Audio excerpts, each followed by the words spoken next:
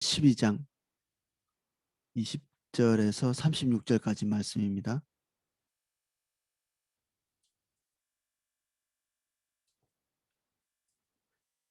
요한복음 12장 20절에서 36절까지 말씀입니다.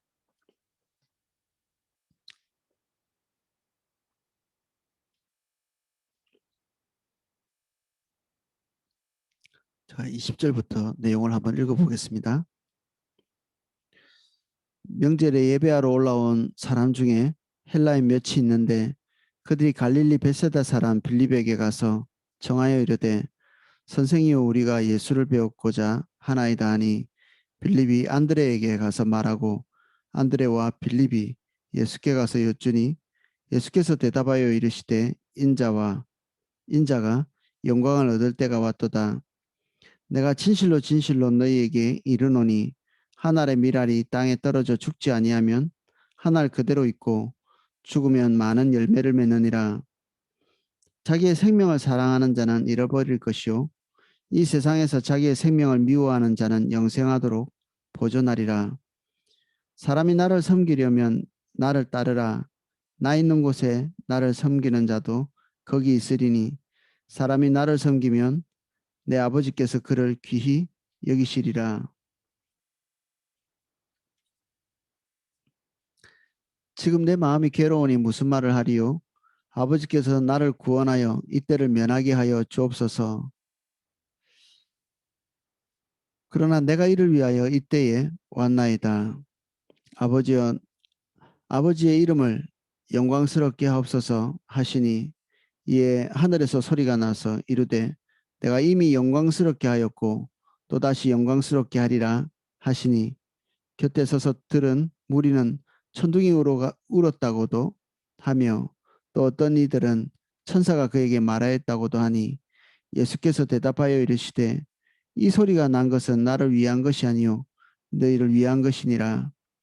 이제 이 세상에 대한 심판이 이르렀으니 이 세상 임금이 쫓겨나리라. 내가 땅에서 들리면 모든 사람을 내게로 이끌겠노라 하시니 이렇게 말하시면 자기가 어떤 죽음으로 죽을 것을 보이심이로라. 이에 무리가 대답하되 우리는 율법에서 그리스도가 영원히 계신다 함을 들었거늘 너는 어찌하여 인자가 들려야 하리라 하느냐. 이 인자는 누구냐? 예수께서 이르시되 아직 잠시 동안 빛이 너희 중에 있으니 빛이 있을 동안에 다녀 어둠에 붙잡히지 않게 하라. 어둠에 다니는 자는 그 가는 곳을 알지 못하느니라. 너희에게 아직 빛이 있을 동안에 빛을 믿으라. 그리하면 빛의 아들이 되리라. 아멘. 내용을 살펴보겠습니다. 명절에 예배하러 올라온 사람 중에 헬라인 몇이 있는데 그 예수님 당시에 헬라인이지만 그 유대인이 아님에도 불구하고 유대인들이 사는 삶, 그 도덕적이고 윤리적인 이런 삶의 퀄리티 때문에 그 다신교를 믿던 헬라인들이 로마 사람이겠죠. 헬라인들이 어, 유대교로 전향하는 그런 일이 많이 있었다고 합니다. 사도 바울이 활동하는 그 시점쯤에 이 유대교로 전향하는 사람들이 가장 이렇게 피치에 올라 있는 어마어마하게 많은 사람들이 이런 그 유대교로 전향하는 구약 성경을 믿고 읽고 주님을 따르기 원하는 사람들이 어떤 최대치의 그 전환을 하는 일이 있었다고 하는데 이 헬라인도 그 무렵쯤에 유대교를 전향한 그런 사람입니다. 이들은 경건한 사람이라고 이렇게 불리고 그 우리 사도행전에 경건한 부인들, 경건한 사람들 이렇게 지칭되는 사람들이 다 이 유대교를 전향한 사람들을 이렇게 지칭하는 것이죠. 그들 중에 예수님을 찾아온 사람이 있었습니다. 예수님을 찾아온 이 헬라인을 예수님께서 접하시고 당신의 어떤 때를 분별하신 것 같습니다.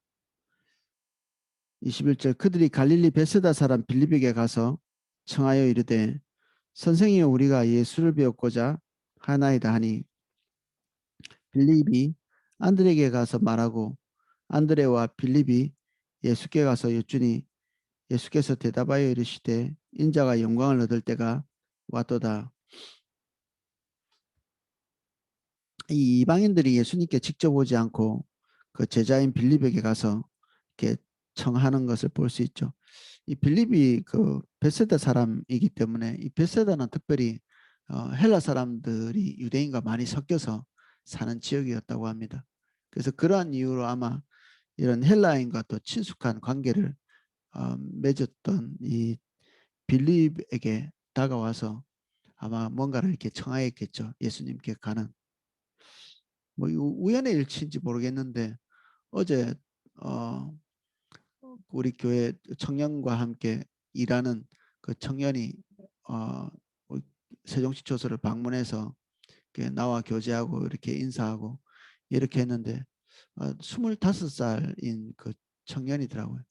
이게 묘하게 좀 오늘 본문을 읽으면서 하나님께서 우리에게 붙이신 사람이 우리의 때를 말하고 있는 것은 아닌가 이런 생각을 했습니다. 하나님의 파가의 때는 항상 똑같이 항상 주어지지는 않습니다. 충분히 우리는 하나님의 기회를 항상 막고 있거든요.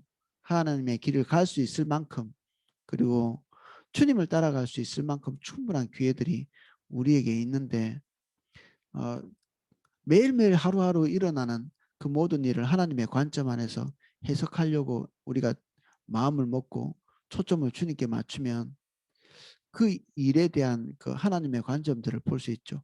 우연히 닥쳤네라고 생각하면 정말 아무 일도 아닐 수도 있는 그런 한 가지 한 가지 일들이 이것이 하나님께서 우리를 인도하시는 어떤 지점에 와 있는 것을 말하는 것은 아닌가 살펴보는 것은 유익하죠. 그래야 주님의 때를 우리가 놓치지 않고 붙들고 또 주님이 행하시고자 하는 일들을 우리가 경험함으로써 주님을 더 알게 되는 어, 축복을 누릴 수 있는 거죠. 예수님께서는 그 이방인이 자기 발로 이렇게 찾아온 이 때를 어, 하나님께서 자기를 영화롭게 할 때 그리고 십자가의 길을 가는 이 첫 출발 노선상에 있는 그런 때로 이해하신 것 같습니다.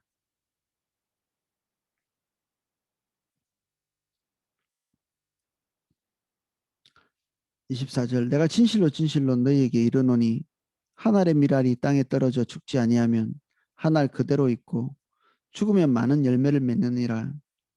유대인이나 그리고 이 바리새인들이나 대제사장들이나 그들이 보고 이해하는 것, 이 제자들도 뭐 그 예외는 아닌 것 같습니다. 그들이 보고 있는 일, 심지어 그들 입에서 나오는 하나님의 말씀조차도 그들의 관점에서 해석하고 그들이 기대하는 바대로 상상하면서 그 말씀을 받는 이런 경향성이 있음에도 불구하고 예수님께서는 지금 자기에게 닥쳐 있는 일들에 대해서 아주 이렇게 차갑고 냉정하고 객관적인 이런 시선을 갖고 계시죠. 지금부터 걸어가야 될 십자가의 길이 본인에게 하나님의 영광을 경험할 수 있는 소중한 이 기회인과 동시에 아버지의 뜻을 이루는 대단히 고통스러운 일이라는 이 두 가지 측면들을 동시에 다 견지하고 계시죠.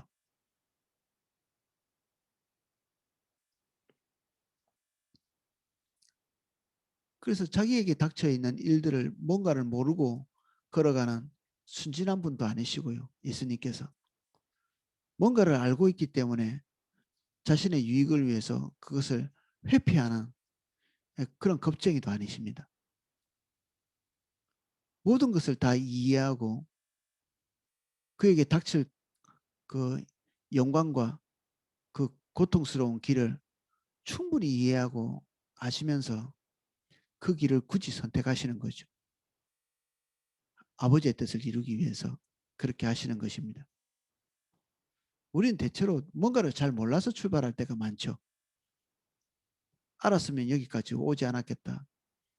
선지자들도 사실 그런 사람들이 있습니다. 예레미야 같은 경우가 그런 케이스죠.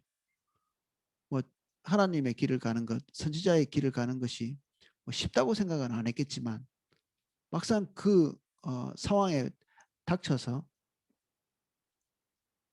자기 자신에 대해서 하나님 앞에서 푸념할 때 자기 입에서 나오는 말들이 그 강포와 포악이고 이런 표현들을 쓰거든요. 이스라엘 백성들이 들을 때 그의 입에서 하나님의 말씀을 대언할 때 이스라엘 백성들이 강포와 포악을 이렇게 말하는 아주 흉폭한 말씀만 골라서 하는 그런 종류의 선지자로 이렇게 이해한 거죠. 당연히 핍박이 있고 그들에게 그들에게서 어떤 긍정적이지 않은 그런 반응이 있었겠죠. 그것도 짧은 시간이 아니라 지속적으로 그런 일이 있으면 지치죠. 부정적인 반응들이 하루 이틀 계속되면 뭐 견딜 만하겠지만 이게 장기간 지속되면 이게 견디기가 쉽지 않죠. 그제서야 예레미야 같은 경우에는 하나님께서 자기에게 맡기신 사명이 너무나 혹독하다고 하나님께 불평하는 이런 모습들을 예레미야에서 볼 수 있거든요. 내가 어리석은 여자가 꼬임을 받아서 예, 이렇게 유혹을 받아서 이렇게 가는 것처럼 내가 꼬임을 받아가지고 하나님께 꼬임 받아서 지금 이 어렵고 힘든 일 가운데 들어왔다. 입을 다물자니 속에서 뼛속에서 올라오는 어떤 성령의 어떤 충동들이 자기를 못 견디게 하고 말을 하면 그 말을 듣는 사람들이 그를 향해서 돌을 던지는 이러지도 못하고 저러지도 못하는 괴악한 상황 가운데 들어가 있다. 이런 하소연을 하거든요. 예레미야는 사실 자기가 가는 길에 그 고통을 견지하지 못한 상태에서 들어왔죠. 우리도 대개는 그렇지 않나요? 주님이 우리를 부르시고 또 주님과 동행하는 길에서 일어날 그 시비들을 잘 모르죠. 언제 하나님이 긍정적인 열매를 거두게 하실 건지, 언제 부정적인 열매로 고통받을 건지 모르는 상태에서 주님을 따라가죠. 어쩌면 모르기 때문에 주님 따라갈 수도 있고요. 모르기 때문에 또 좌절하기도 하고 그렇습니다. 그런데 예수님께서 하신 말씀을 이렇게 살펴보면 이 모든 것에 대해서 완벽하게 이해한 다음에 따라가신 것 같습니다. 그에게 닥쳐올 일들이 결코 만만한 일이 아니라는 사실을 스스로 아신 다음에 이 길을 선택하시고 가신 거죠. 모든 것을 다 받아들이신 것이죠. 모든 종류의 부정적인 일에 대해서 수용하신 것입니다.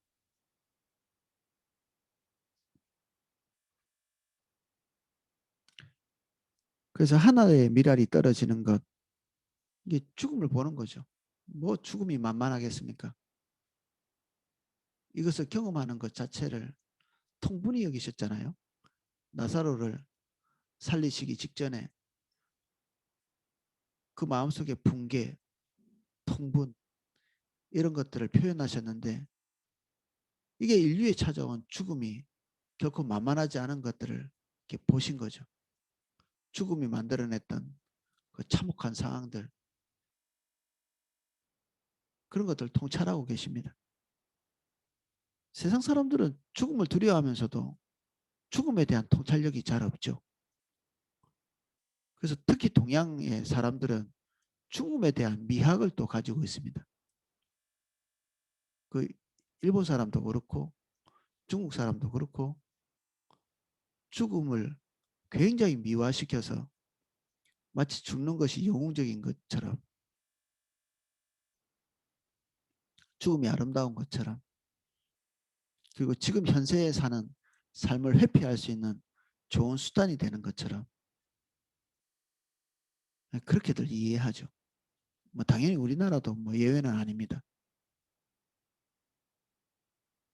어리석은 일이죠. 죽음에 대해서 그런 관점을 가진다는 것 자체가. 죽음을 두려워하지 않는다. 이게 되게 용감한 것 같지만 실제로는 무지한 것입니다. 죽음은 인간에게 찾아올 수 있는 가장 좋지 않은 것이죠. 그리고 다시 되돌릴 수 없는 참혹한 것이기도 하고. 예수님께서는 이러한 죽음에 대해서 충분한 통찰을 하시면서도 하나님께 순종하시기 위해서 이 모든 부분들을 마다하시지 않습니다. 왜? 주님의 손에 모든 것들을 맡기죠. 생명의 본체이신 분이 죽음을 경험한다. 그런데 우리가 경험하는 죽음과는 좀 다르죠. 우리는 우리의 죄의 싹수에 인한 죽음이기 때문에 화면에서는 당연한 부분이고요. 예수님은 이 죽음 자체가 본인의 죄로 인한 것이 아닙니다. 완전히 질적으로 다르죠. 우리가 경험하는 죽음과 예수님께서 경험하시는 죽음이 완전히 다른, 우리와 똑같이 죽음을 경험하셨다. 이렇게 보면 안 되죠. 우리는 우리의 싹이고 예수님은 본인의 싹이 아님에도 불구하고 대속적 죽음을 맞이하시는 거기 때문에 우리와는 다른 입장이죠.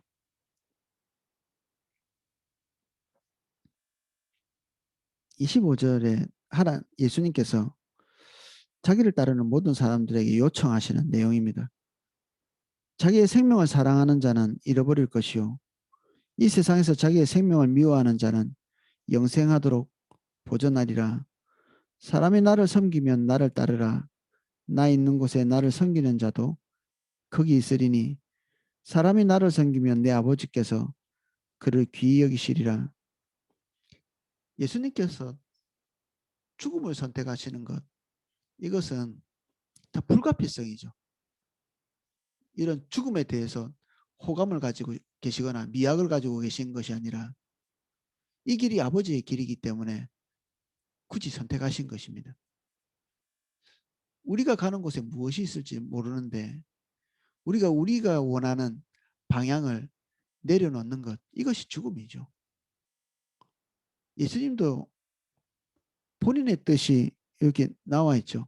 할 수 있으면 이 겟세마네 기도의 그 방향성이 여기에도 나타나 있죠. 27절에 지금 내 마음이 괴로우니 무슨 말을 하리요. 아버지여 나를 구원하여 이때를 면하게 하여 주옵소서. 이게 예수님의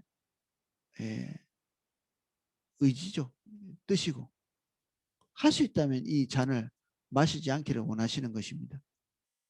예수님은 자기에게 닥칠 이 죽음 그리고 이 고난, 이 십자가의 길을 결코 이렇게 만만하게 보지 않고 충분한 통찰력 없는 무지한 통찰력으로 그냥 대수롭지 않게 보는 이런 분이 아니셨습니다.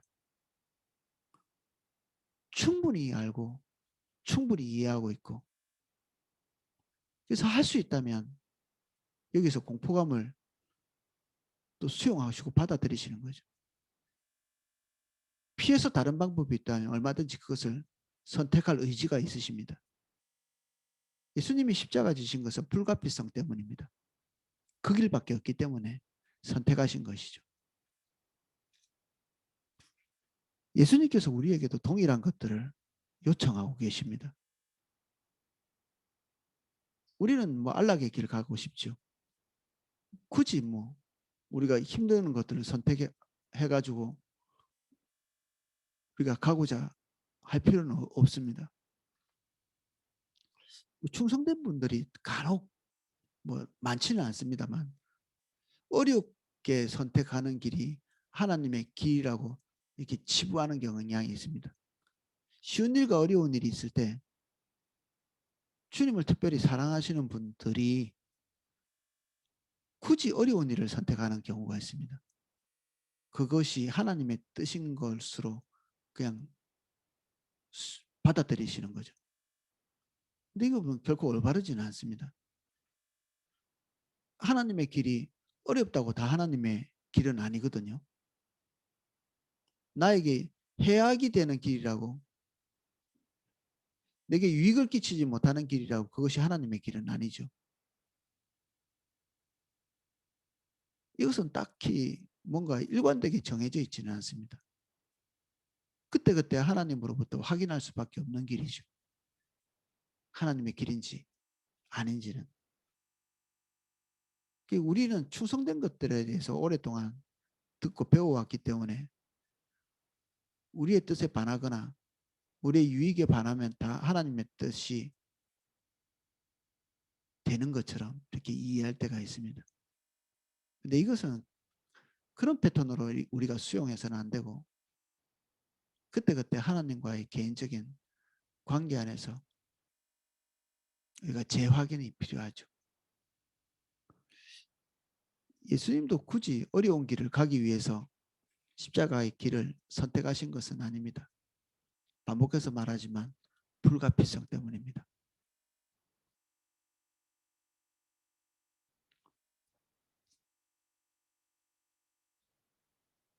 그러나 내가 이를 위하여 이때에 왔나이다. 굳이 어려운 길을 선택하기를 원하시는 분은 아니지만 하나님께서 예수님 본인에게 가지고 계신 그 생각들 충분히 이해하고 수용하셨습니다. 28절 아버지여 아버지의 이름을 영광스럽게 하옵소서 하시니 이에 하늘에서 소리가 나서 이르되 내가 이미 영광스럽게 하였고 또다시 영광스럽게 하리라. 곁에 서서 들은 무리는 천둥이 울었다고도 하며 또 어떤 이들은 천사가 그에게 말하였다고도 하니 이런 천둥 소리는 그 성경에 여러 번 나타나죠. 하나님의 음성이 이렇게 현실 세계에 들릴 때 이런 식의 사람들의 이렇게 이런 식으로 나타나는 경우가 성경에 종종 있습니다.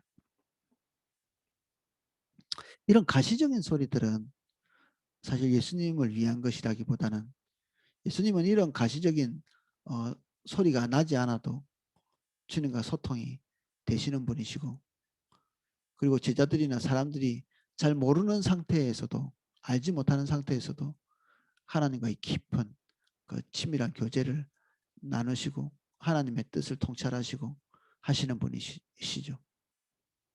근데 오늘 이 천둥 소리 같은 육성으로 하나님의 음성이 들리는 것은 이 주변에 있는 사람들의 믿음을 위한 것이었습니다. 종종 하나님께서 그런 방법을 선택하시는 것들을 우리는 복음서를 통해서 볼 수 있습니다. 예수께서 대답하여 이르시되 이 소리가 난 것은 나를 위한 것이 아니요 너희를 위한 것이니라. 이제 이 세상에 대한 심판이 이르렀으니 이 세상의 임금이 쫓겨나리라. 내가 세상에서 들리면 모든 사람을 내게로 이끌겠노라 하시니 이 십자가의 대속의 죽음이 철저한 패배와 같은 그런 형태를 띠고 있지만 결국 이게 사단의 머리를 깨뜨리는 것이라는 사실을 예수님이 잘 알고 계십니다.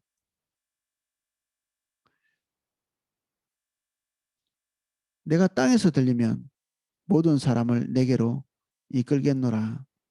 십자가의 죽음을 말하는 거죠. 이렇게 말씀하시면 하시면 자기가 어떠한 죽음으로 죽을 것임을 보이심이로라. 요한의 해석입니다.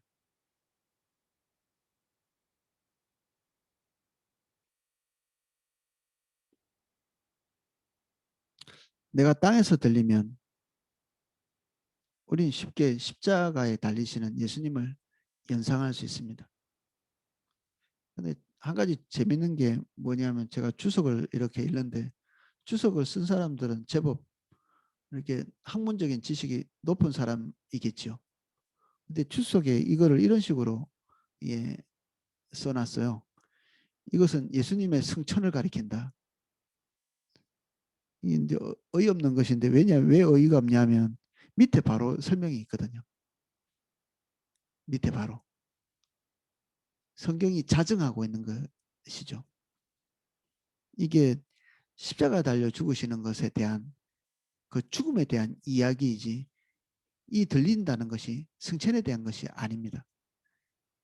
그 학자가 주석을 쓸 때 자기가 가지고 있는 편견, 예수님께서 부활하고 승천하는 그것에 대한 그 이미 저장되어 있는 지식이 이 짧은 글을 읽을 때 그런 나쁜 것은 아니지만 이게 가지고 있는 선지식을 가지고 이것을 해석한 거죠. 이 주석을 읽다 보면 종종 그런 것들을 발견합니다. 이게 학식이 많다고 모든 것을 바로 이렇게 해석할 수 있는 것은 아니라는 걸 볼 수 있습니다. 예전에 책은 다 뭐 그 믿고 신뢰하고 이런 경향성이 있는데 요즘 제가 그렇게 하지 않습니다. 책 안에서도 오류투성이고요. 실수투성이고 오히려 주님과의 온전한 관계를 가지고 있는 성도님들, 그냥 일반 신학을 하지 않은 성도님들이 성경을 꼼꼼하게 읽어나가고 주님의 뜻을 알려고 하고 이런 분들이 오히려 성경을 온전하게 통찰하는 경우를 전 종종 보거든요. 이 대화해 보면 성도님들이 성경에 대한 이해를 하고 있는 것이 훨씬 더 이렇게 정확한 경우가 많이 있습니다. 주석가들이 쓴 이 주석보다 더 올바른 통찰을 하고 계시는 분들도 있거든요. 아침에 본 거라서 잠깐 말씀드렸습니다.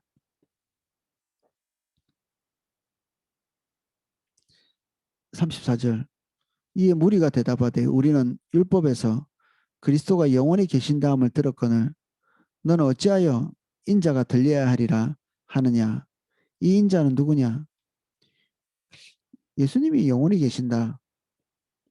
메시아가 영원히 계신다. 다시 오실 왕이 영원히 통치하신다. 이게 성경이 없느냐? 너무나 많이 있습니다. 이 유대인들의 말이 맞죠. 근데 지금 현재 그들 눈앞에 계신 분이 이 초림하시는 예수님께서 그들의 죄를 위해서 속죄하시는 속죄의 양으로서 오셨다. 이것은 없느냐? 예, 너무나 충분히 있죠. 둘 다 충분히 있는 것입니다. 그럼 어떻게 선택하는가? 지금 현재의 때에 하나님 앞에 마음을 열고 새롭게 되묻는 방법밖에 없죠. 주의 뜻을 대적하는 사람도 성경을 보고 대적하고 주의 뜻을 따르는 분들도 대적하고 따릅니다. 이게 가시적인 부분의 그 행동 패턴 그리고 가시적인 종교 행위 이런 걸 가지고 구분해내는 게 불가능하다는 것을 이런 것들을 통해서 볼 수가 있죠. 큐티를 하면서 자기 길로 가는 사람이 있고요. 금식을 하면서 자기 생각을 강화시키는 사람이 있습니다. 금식을 통해서 자기를 내리고 큐티를 통해서 자기 생각을 내리는 그런 사람도 있죠. 이게 기묘한 것이죠. 모든 경건의 행동들이 주님을 따라가는 요소가 될 것 같은데 어떤 사람에게는 그 요소들이 오히려 자기 길을 확정하고 자기 길을 가기로 결정하는 그런 과정이 될 수도 있는 거죠. 무엇에 달려 있는가? 내가 누구냐에 달려 있습니다. 내가 누구냐?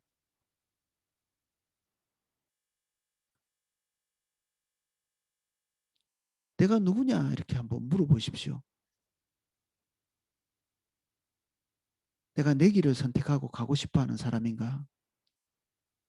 주님 사랑해서 주님 뜻대로 가고 싶어 하는 사람인가? 거기에 모든 것이 달려 있습니다.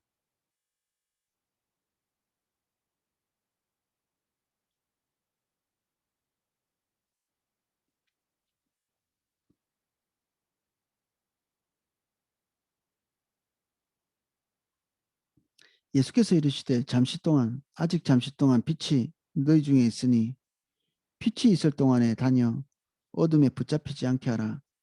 어둠에 다니는 자는 그 가는 곳을 알지 못하느니라.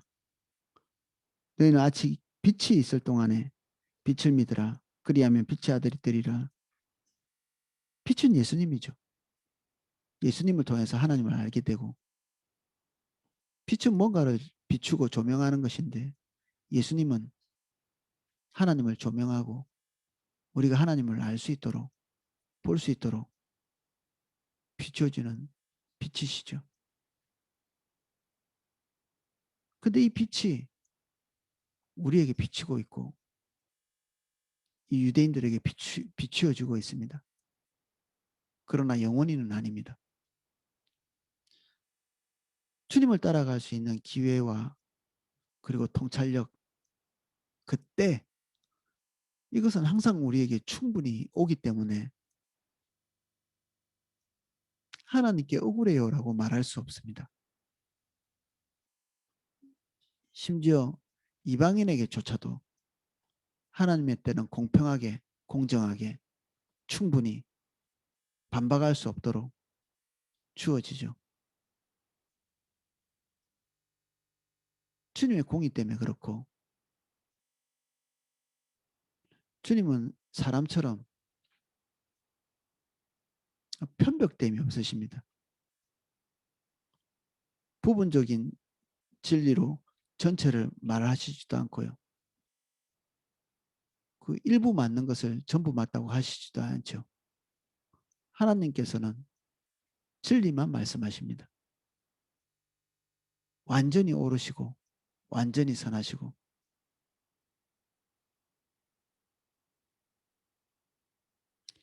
그분이 우리에게 오셔서 뭔가를 비추시고 뭔가를 알리시고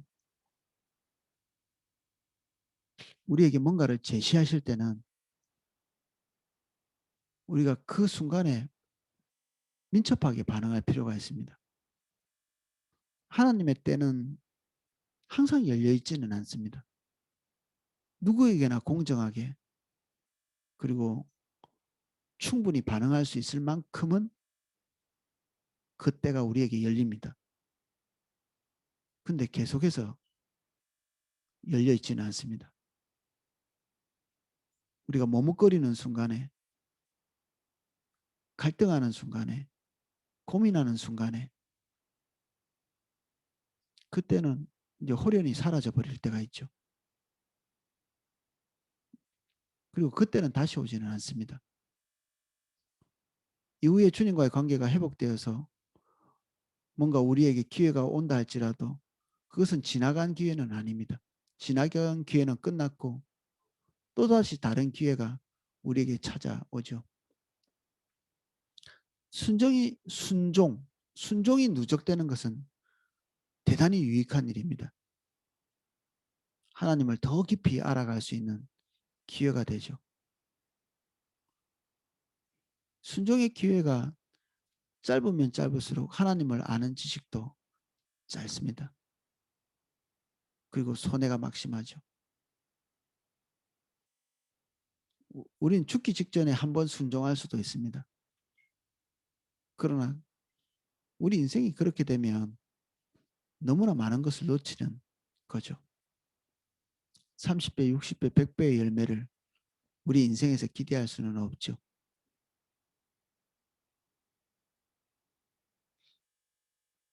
이 기회가 우리에게 종종 열립니다. 오늘이 그날일 수도 있습니다.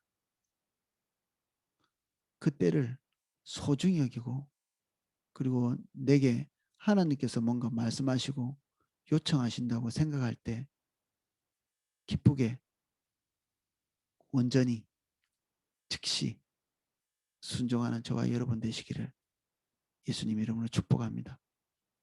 기도하겠습니다.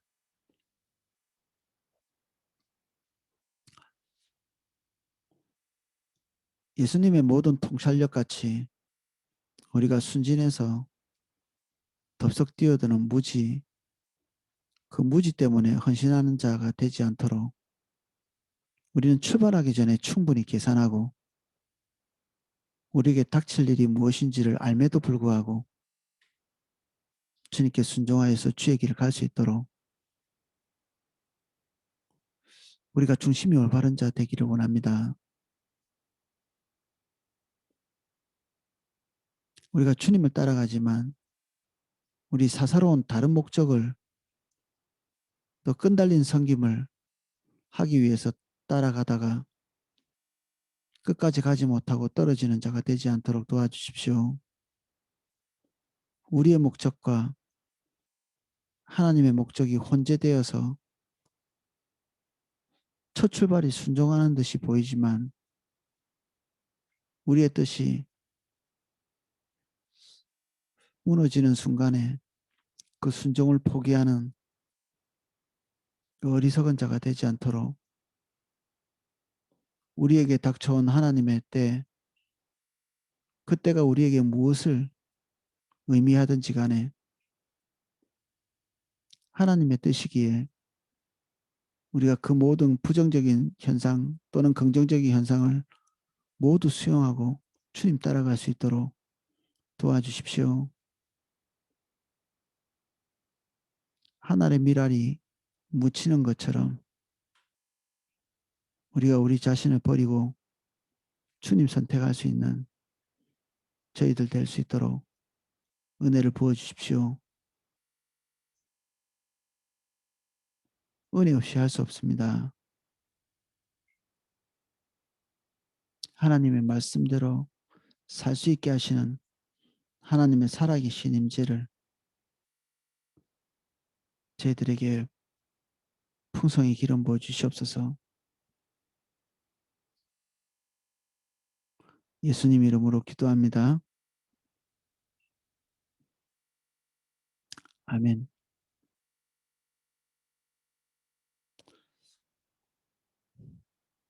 자, 기도하실 수 있도록 음악을 방송해 드리겠습니다.